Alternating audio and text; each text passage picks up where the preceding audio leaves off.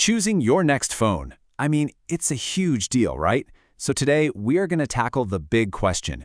Should you splash out on the brand new iPhone 17, or is it smarter to stick with the tried and true iPhone 16?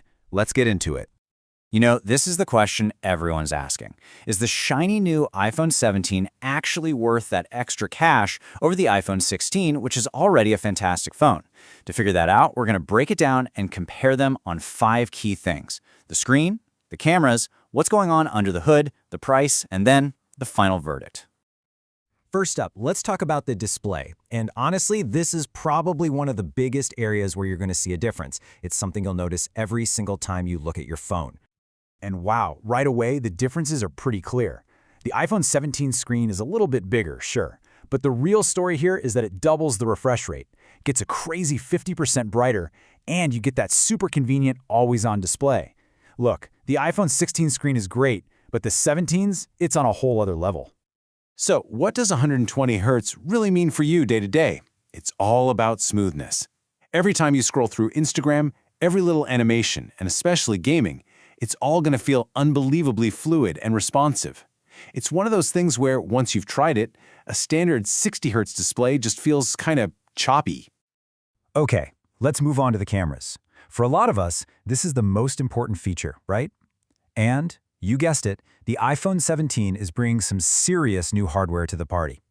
This is a huge jump. Seriously, the ultra-wide camera goes from 12 to 48 megapixels. That means way more detail in your big landscape shots. Your selfies get a nice upgrade too. And with Center Stage, the camera literally follows you around on video calls, panning and zooming to keep you in the middle of the frame. It's just a smarter, way more powerful system. So here's the bottom line. Yeah, both phones can take amazing photos, but the iPhone 17 system is just more versatile. It's more capable. Whether you're shooting a huge vista or you're just on a FaceTime call, those upgrades give you way more flexibility and just plain better quality. All right, time to pop the hood and see what's powering these things. We're not just talking about the screen and cameras. Let's get into the processor, the battery, and how fast they charge up. So if you just look at the specs, the iPhone 17 is the clear winner. It's got that next-gen A19 chip, making it faster and more efficient. The battery's a little bigger, but check out that video playback number, a huge leap to 30 hours. And if you're ever in a hurry, that faster charging is going to be an absolute lifesaver. But here's a little dose of reality. Even with those impressive numbers for the iPhone 17, when people use these phones day to day, both of them will easily get you through a full day. So while the 17 definitely has more juice for, say, a long flight with lots of movies, the difference in your everyday life might not feel as massive as the numbers make it seem. And that brings us to what might be the most important factor for a lot of people: the price. What are all these upgrades actually going to cost you, and what kind of value are you really getting for that money? Let's break it down. The iPhone 16 kicks off at $699 for 128 gigs of storage. The iPhone 17 is $100 more at $799.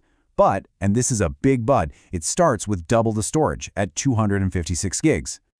And that's really the key thing to think about here. That extra $100 isn't just for the better screen and camera, you're also doubling your starting storage. If you're someone who takes a ton of photos and videos, that right there could be worth the price of admission. Okay, we've covered the screen, the cameras, the performance, and the all-important price tag. So now, it's time for the final verdict. When it's all said and done, which one of these phones should you actually get? So, who's the iPhone 17 for? Well, it's for the person who wants the absolute best experience they can get. If you want that super smooth display, a camera that can handle pretty much anything, and a phone that feels like it's built to last for years to come, then the iPhone 17 is without a doubt the one to get. But hey, let's not forget the iPhone 16. It is still an incredible phone. You should stick with the 16 if saving that $100 is your top priority, and maybe you just prefer a phone that's a little bit smaller and lighter in your hand. It's still a powerhouse that will absolutely get the job done. In the end, it really all comes down to what matters most to you.